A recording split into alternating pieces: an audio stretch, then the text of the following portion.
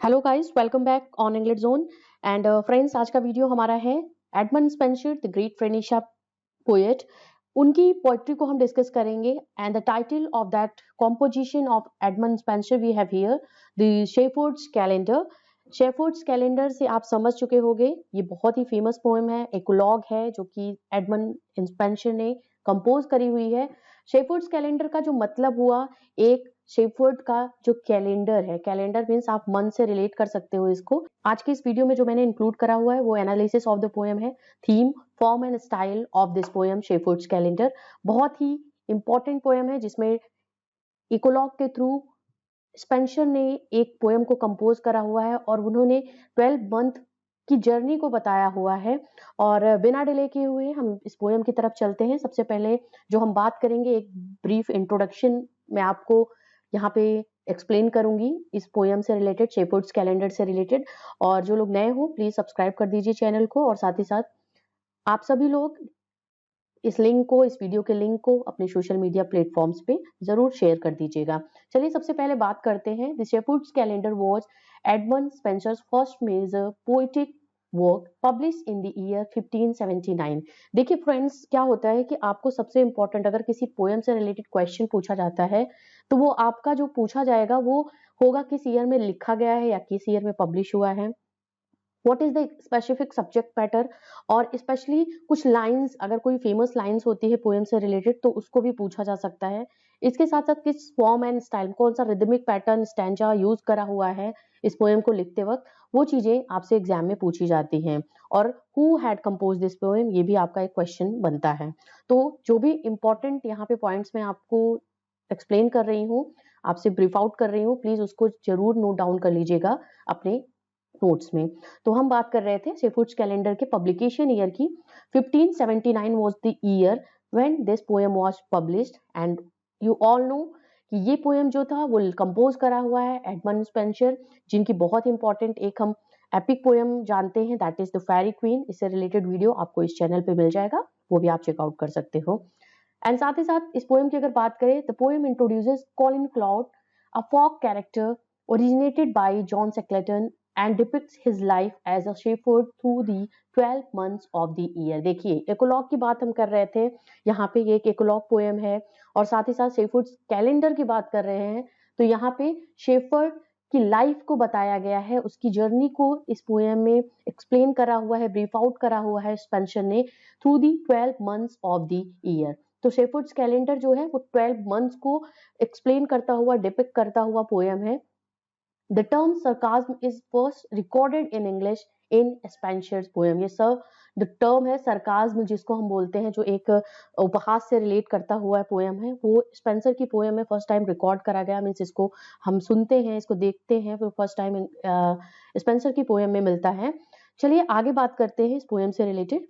The shepherd's calendar is a poem that consist of 12 इकोलॉग्स।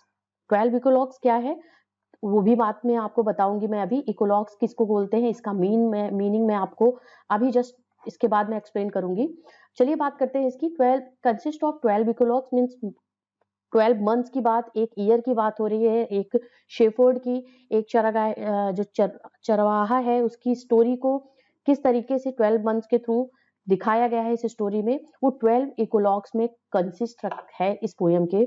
Each eclogue is named after the different month which represent the turning of season। इसमें साल के 12 महीनों का जो है name है, और वो नेम जो है मंथ्स के नेम किस तरीके से सीजन का टर्न होता है वो रिप्रेजेंट कर रहा है। इसके साथ साथ किस तरीके की कॉलिन क्लाउड जो है उसकी लाइफ में किस तरीके से चेंजेस हो रहे हैं, उसकी लाइफ की जर्नी क्या है वो भी इस पोएम में बताई जा रही है। नेक्स्ट, मैंने अभी आपको बताया कि what is the meaning of eclogue. Eclogue is a short pastoral poem. ठीक है, ये शॉर्ट पेस्टोरल पोएम होती है। पेस्टोरल पोएम आप सभी समझते हो कि जो कि शेफर्ड्स की लाइफ या एक जो रस्टिक लाइफ होती है, जो फॉक पीपल की लाइफ होती है, उसको डिपिक्ट करता हुआ पोएम होता है, उसको एक्सप्लेन करता हुआ, नरेट करता हुआ पोएम होता है। यूजुअली इन डायलॉग्स के फॉर्म में लिखे जाते हैं eclogue, on the subject of rural life and society of shepherds. Depicting rural life as a free from the complexity and corruptions of the more civilised life. ठीक है, इसका जो मेन मोटिव होता है इस पोएम को लिखने का, वो हमें बताता है कि किस तरीके की शेफर्ड्स की सोसाइटी होती है, रूरल लोगों की क्या लाइफ होती है, उनके सब्जेक्ट को बताता है। इसके साथ साथ ये बताता है कि रूरल जो लाइफ होती है, शेफर्ड्स की जो लाइफ होती है, वो बहुत ही काम एंड कंपोज होती है, without any complexion, without any tension. They up, अपनी जर्नी में वो आगे बढ़ते हैं, अपनी लाइफ को स्पेंड करते हैं, और उनका होता है कि there is no kind of corruption, they are very soft hearted, they are very loving hearted, और कहीं ना कहीं इनकी लाइफ बहुत अच्छी होती है रदर देन दी सिविलाइज्ड लाइफ। तो इकोलॉग आप समझ चुके होंगे, एक शॉर्ट पेस्टोरल पोएम होती है जो डायलॉग्स के फॉर्म में लिखी जाती है, और इसका जो सब्जेक्ट मैटर होता है वो स्पेशली रूरल लाइफ और शेफर्ड्स की लाइफ की जर्नी को एक्सप्लेन करता हुआ पोएम होता है, कि उनकी लाइफ में किस तरीके से टेंशन नहीं होती है, कॉम्प्लेक्शन नहीं होता है, कोई करप्शन नहीं होता है, और बहुत ही ब्यूटीफुली, बहुत पीसफुली वो अपनी लाइफ को आप स्पेंड करते हैं। ये चीजें इकोलॉग पोएम के थ्रू हमें पता चलती हैं। And this Shepherd's calendar is a eclogue that was composed by Edmund Spenser in the year 1579. This was published. Okay, चलिए नेक्स्ट हम बात करेंगे, थीम की बात करेंगे इस पोएम की। The 12 eclogues of the Shepherd's calendar dealing with the such themes as the abuses of the church। देखिए, क्योंकि एलिजाबेथन एरा की बात करें हम, तो उस टाइम पे चर्च का जो था एक तरीके का आप कह लो बहुत ज्यादा करप्शन प्रिवेल्ड था, और सोसाइटी में करप्शन प्रिवेल्ड था। Church was on the above all. तो किस तरीके से चर्च के जो पोप्स हुआ करते थे, या जो उसके और अदर जो मेंबर्स हुआ करते थे, वो किस तरीके से करप्शन में इन्वॉल्व थे, और उस चीज को इस स्टोरी में, इस जो पोयम में, शेफर्ड्स कैलेंडर में स्पेंसर ने एक तरीके से एक्सप्लेन करा हुआ है बहुत ब्यूटीफुली अपने 12 मंथ्स के थ्रू। जो इकोलॉग्स हैं, जो कैलेंडर है इनका, उसके थ्रू उन्होंने इसको एक्सप्लेन करा हुआ है। और आगे से बात होती है इसका जो अदर थीम की, अगर हम बात करें, Collins shattered love for Rosalind. Colin cloud की जो शैटर्ड लव स्टोरी है रोजालिंड के लिए, उसकी भी स्टोरी है इस इंपॉर्टेंट पोएम में। इसके साथ साथ प्रेज फॉर क्वीन एलिजाबेथ, क्योंकि एलिजाबेथन एरा में ये पोएम लिखी गई है। स्पेंसर का जो पोएम है फेरी क्वीन, वो भी एलिजाबेथ को डेडिकेट करते हुए ये पोएम लिखा गया है। तो यहाँ पे praise for Queen of Elizabeth, Queen Elizabeth का भी डिस्क्रिप्शन आपको मिलेगा इस पोएम में। And also tribute to the rustic shepherds life. Each pastoral in the poem can be classified into one of the three categories identified as moral, plaintiff और रिक्रिएटिव। इनके 3 categories में इस पोएम को, आपको पेस्टोरल पोएम जो है, इस पोएम को आप डिफाइन कर सकते हो, इसको क्लासिफाई कर सकते हो, आइडेंटिफाइड एज मॉरल, प्लेंटिव और रिक्रिएटिव। ठीक है, तो थीम आप समझ चुके होंगे। इसकी थीम जो है वो बात कर रही है अब्यूजेस ऑफ चर्च, जो कि करप्शन है चर्च में प्रिवेल्ड है, उसके बारे में बात की गई है इस पोएम में। कॉलिंस के शैटर्ड लव स्टोरी के बारे में बात करी है, जो उनके लिए, रोजालिंड के लिए वो फील करते हैं, उनके लिए उनके माइंड सॉफ्ट कॉर्नर्स जो है उनके हार्ट में, वो बताया गया है। इसके साथ साथ क्वीन एलिजाबेथ को डेडिकेट करा गया है, प्रेज करा गया है उनको, उनके रूलिंग जो टाइम ड्यूरेशन है उसको प्रेज करते हुए ये पोएम लिखी गई है। तो ये 3 इंपॉर्टेंट थीम्स इन्वॉल्व हैं इस पोएम में। नेक्स्ट बात करते हैं form and style of this poem. The months are all written in different forms। ठीक है, जितने 12 मंथ्स हैं उनको स्पेंसर ने अलग अलग फॉर्म्स में कैटेगराइज करा हुआ है। जैसे अप्रैल की बात करें तो अप्रैल इज अ रिलिकर लायर which honours the Queen. Queen की बात इसमें की है कि क्वीन को प्रेज करा गया है अप्रैल मंथ में। And also May gives of the characterization and greater description. जो मे मंथ है वो कैरेक्टराइजेशन और ग्रेटर डिस्क्रिप्शन देता है इनके कैरेक्टर को, जो क्वीन एलिजाबेथ का कैरेक्टर है। And Spencer uses rhyme differently in each month. The months all have repetition of element and arguments.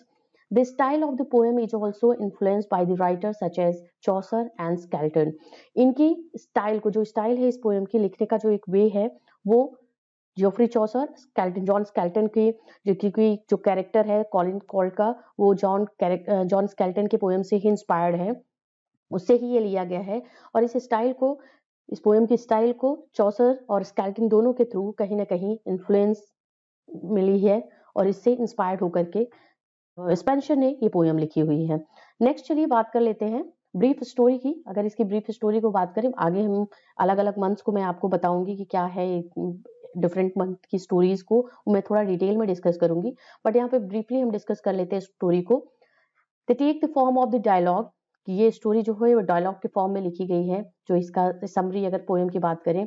Among the shepherds except the first and last which are complaints by Colin Cloud the author himself। तो author himself बात करें कि means जो author है इसका, जो एक Spencer को अगर हम बोले, Spencer is the author, and cloud के कैरेक्टर जो है वो फर्स्ट एंड लास्ट जो होता है उसके डायलॉग्स इस पे हैं, that is the in the form of the complaint.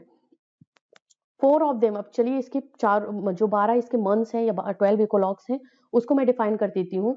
4 of them deal with love. Colin Claude and Rosalind की लव स्टोरी को एक्सप्लेन करता हुआ, डिपिक्ट करता हुआ 4 जो इसका पार्ट है, मीन्स 4 मंथ्स इनके डिस्क्रिप्शन से रिलेटेड है। 1 is in praise of Eliza, means Queen Elizabeth के लिए है। 1 is a lament for a maiden of a great blood. 4 dealing allegorically with the matters of religion and conduct, जैसा मैंने बताया था आपको स्टार्टिंग में ही कि जो थीम है उसमें करप्शन ऑफ द चर्च भी इन्वॉल्व है।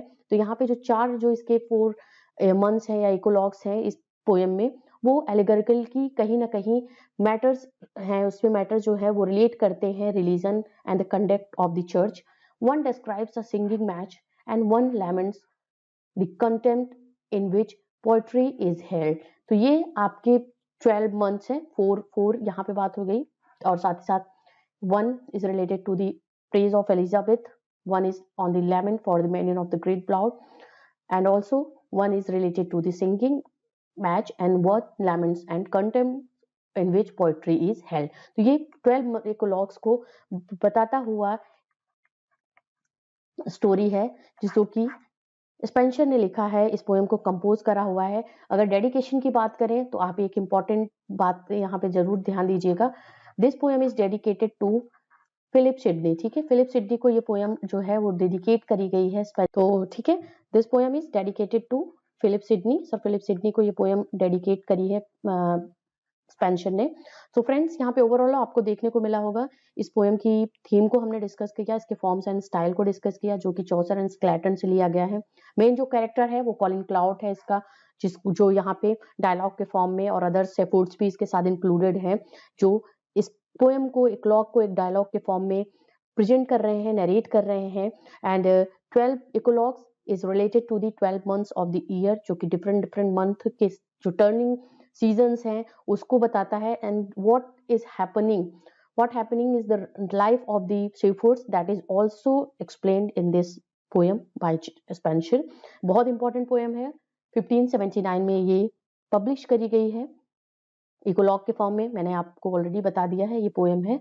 तो फ्रेंड्स आपको ये पोएम कैसी लगी, इसका डिस्क्रिप्शन आपको जो मैंने दिया यहाँ पे एक्सप्लेनेशन, वो आपको कैसा लगा वो मुझे जरूर इन्फॉर्म करिएगा थ्रू कमेंट सेक्शन। और नेक्स्ट हम मिलते हैं किसी और इम्पोर्टेंट टॉपिक के साथ में, किसी और इम्पोर्टेंट पोएम के साथ में। Till then keep watching and keep learning English zone.